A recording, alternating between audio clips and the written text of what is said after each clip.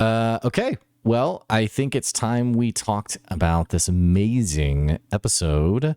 And if you guys are just checking out the podcast for the first time, we do a recap at the start of every episode where we try to boil down the 4 or 5 hour episode into a 15-minute recap chunk. And then we post that separately on YouTube. So if you're watching just the recap, hello. We have a link to our full discussion in the description if you want to hear our thoughts and theories. And more importantly, we want to know what your thoughts and theories are, especially about this crazy episode. But having said that, Will, my friend, do you want to take the first half? I thought you were the first half. Don't do this to me. I'm just kidding. No, we are on it this week, y'all. We have our correct halves. It was Jeremy's fault last time. So for campaign 3, episode 74, Roots Between Worlds, we pick up with Bell's Hells traveling through the fog of Kalutha, this island that they know Avant-Traver to be on. They can see these like big mountains in the distance, and they determine that they're basically a couple of days travel away. So the start of this episode is basically just kind of some travel montage. They are debating their best ways to get there, like Imogen can cast fly, Fern can, wild shape, but for now they decide to just hike on foot. And as they're going, they're kind of inspecting their surroundings, and they see a couple, or they see more than a couple, but they see wildlife in this area. Matt describes like these big, like, at least how I envisioned it was like these big, like hogs with like these big, like almost shield-like faces.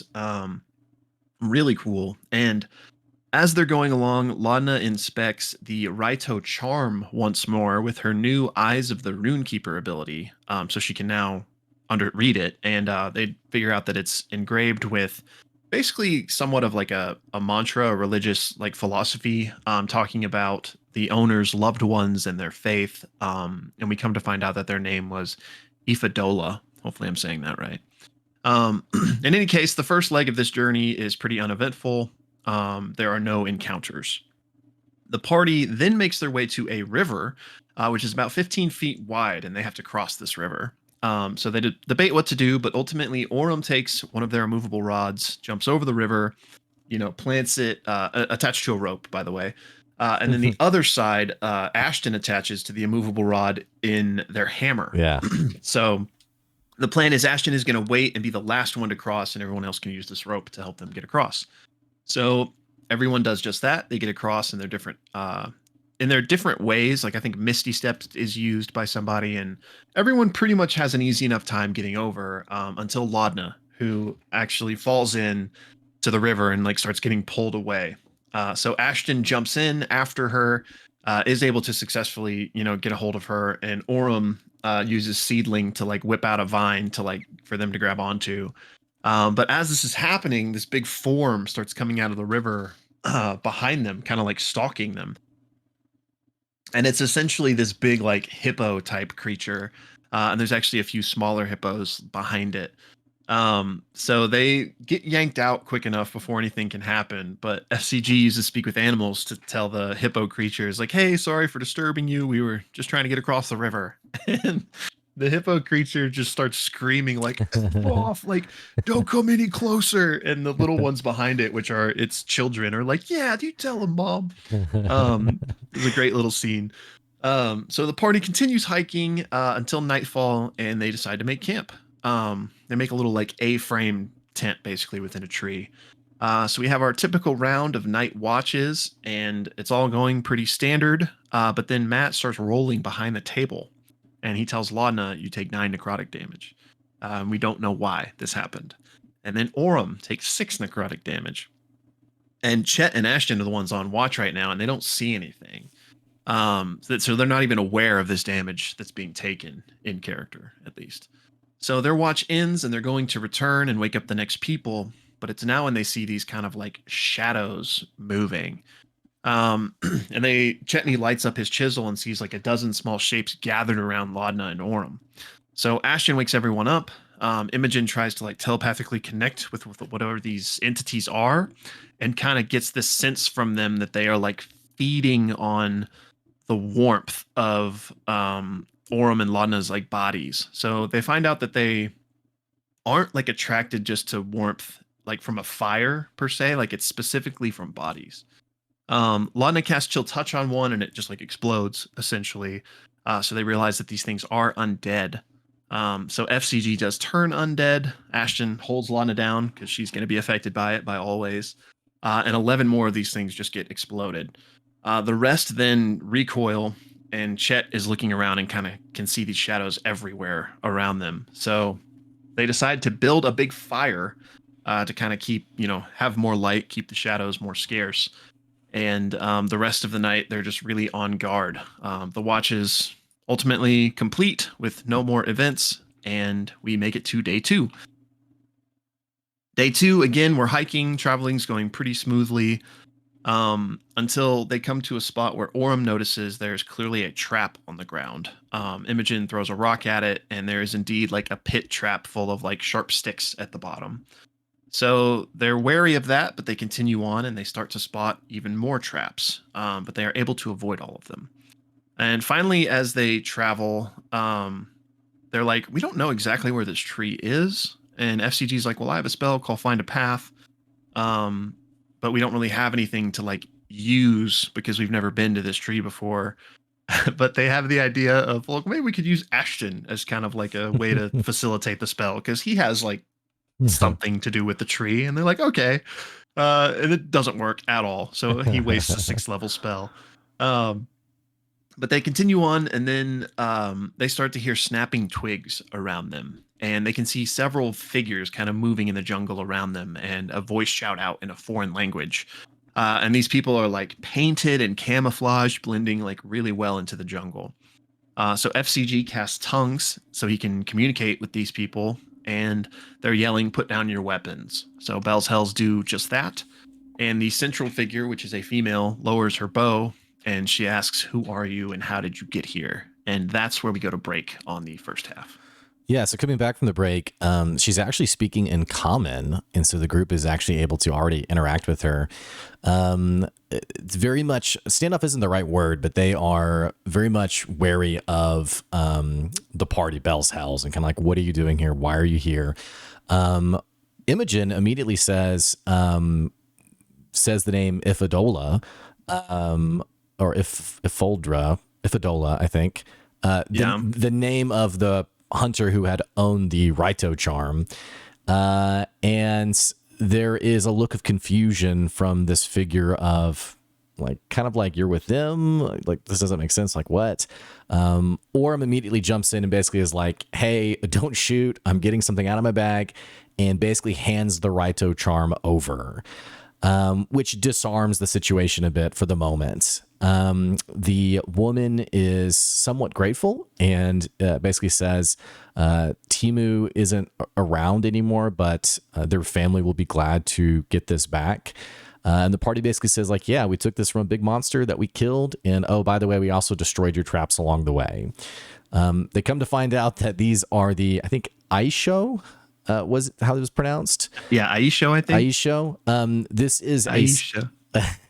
This is a sect of the Ascended Host, which the Ascended Host it's the faction that protects Kalutha. It's like, it's trying to not mix up with the alcoholic drink, Kalula.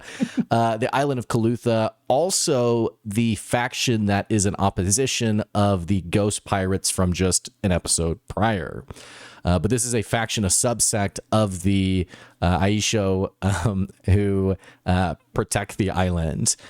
Immediately, they're like, what are you doing here? Are you grave robbers? Like, are you here to loot the island? And Ashton speaks up and basically says, no, I'm a Hishari. I'm here. I'm of primordial blood. We're looking for Avant-Traver. The woman does not recognize the name Hishari at all, and Ashton is asked to do a persuasion check, and with advantage rolls a 9. So the Aishah basically said, hey, we're not going to help you, but we also will leave you to it, and essentially go their separate ways. Not before Fern really tries to call them back and have a conversation, but they're gone. They're out of here. So the party's kind of like, okay, well, where do we go next? Imogen casts Fly on herself. She swoops up into the sky and looks over this massive, dense rainforest. and actually even goes back down and picks up Orem, who, always rolls a 30 plus for perception to try to get some kind of insight onto where to go. They notice this area where two mountains on the island seem to sort of like sink in. And as they travel through the rainforest, the land begins to descend before they finally reach this massive maw of a sinkhole. Just this large, open, endless pit in front of them with like water and just the landscape sort of rolling off into this pit. We get a great callback from early episodes of a similar pit that Orem lost FCG's coin in. And they're kind of like, well, is this whole Avant-Traver? Like, what should we do? There's a number of checks that happen across the party. Laudna does realize that there's something alien, but also very familiar about this hole. They know that Avant-Traver, as the Tree of Atrophy, is described as being between worlds. And so there's something about like the afterlife or death or being undead that is familiar to her is what's implied. And FCG eventually flips his coin and asks the Changebringer, like, hey, if we jump in this hole, are we going to die? And gets a pretty clear answer from Matt that, no, you won't die. So the party's like, sure, let's jump in the hole. And so they all decide to jump into this massive crater, this pit. What could go wrong? They do have a couple of ways to sort of mitigate things going badly. They have Featherfall. I think they had Fly. Maybe there was something else too, but Shoebill. That's right. For its shoebill form, they descend into this pit, and it eventually they find themselves falling through these dark jet black leaves of sprawling branches, and they can see the sky up above them, but they eventually descend into, it's like a web of branches, and they find themselves at the base, essentially, of this massive Deku tree, I guess, is kind of how I envisioned it. They're kind of like, I think this has to be Avant-Traver. They also note there's skulls everywhere, and not just skulls from seemingly the Ascended Host or locals here, but it seems like there's artifacts from years, hundreds of years prior, and notably nothing has dust on it. It all seems pretty like pristinely preserved. Ashton goes up to the tree, puts his hand on it, and he's like, hey man, I'm primordial. What's up? Tell me what's going on. And these big eyeballs open up on the tree, and we get a conversation with Avant-Traver. And Avant-Traver is presented as sort of like this sage. Interestingly enough, seems to know not only what's happened in the past, but also knows what will happen in the future. And basically tells Ashton an incredible lore reveal that Efterin did in fact come to him previously, and Efterin was directed to go retrieve a relic of the primordials, a shard of Comort, the Empress of Earth, which is a great calamity mention, by the way. He retrieved it, and then through the ritual that ultimately led to his doom, Ashton was created in the form that he is now, or was transformed, rather. And basically says Efterin's doom was meant to happen to bring Ashton to this point. There's a really awesome dialogue about Ashton basically saying he's a nobody, he doesn't believe in fate, and Avant-Traver's like, you're gonna have to get over that, man, because there are no nobodies who come to me, and fate does exist, and there is a fate for you. And basically gives them this amazing next quest and says, you need to go acquire the other shard of the primordials, the shard of Raushan, and explains, I think it was called like the Cinder Maw or the Cinder something, like a volcanic area that he would send them to go retrieve this, but warns that having two fragments in the same body could sunder his form entirely. While they're here, they're also like, hey, you seem like a really smart guy. You seem to know the past and the future. Tell us what the heck's going on with Predathos. Like, is this something like, what should we be doing here? Which, if you've been watching long term, there's always been this dialogue on like, is Predathos the good guy or the bad guy? Should we stop them or not?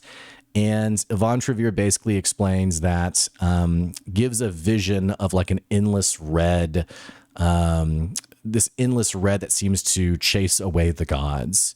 But then more specifically says that lewdness likely should be stopped.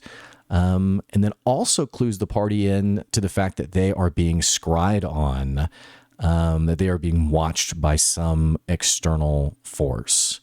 There's also a funny scene of Ashton basically being like, hey, you need to chill out, and like shoves his pipe into Avant-Traver's mouth and like forces him, I think Orm like casts a gust and like forces him to smoke the pipe. And we get a really cool detail from Matt of like, as the smoke comes out, we see figures, people running who are ultimately caught and dissipate. And we find out that Avant-Traver was formerly a Galdrishari who was part of the formation of the Pact of Crown and Throne, which is a Calamity mention. And tasked himself with helping people escape the Calamity. And now where he resides, he also remains with those that he could not save. All that to say, he opens up essentially a portal and sends the party to this place to retrieve the shard of Raushan. And that is where our episode ends. Episode 74, A Route Between Worlds. So don't forget, if you're watching the recap, we do have a link for the full episode discussion, and let us know what you guys think of this episode as well. So, yeah. Well done, man. Yeah, you too.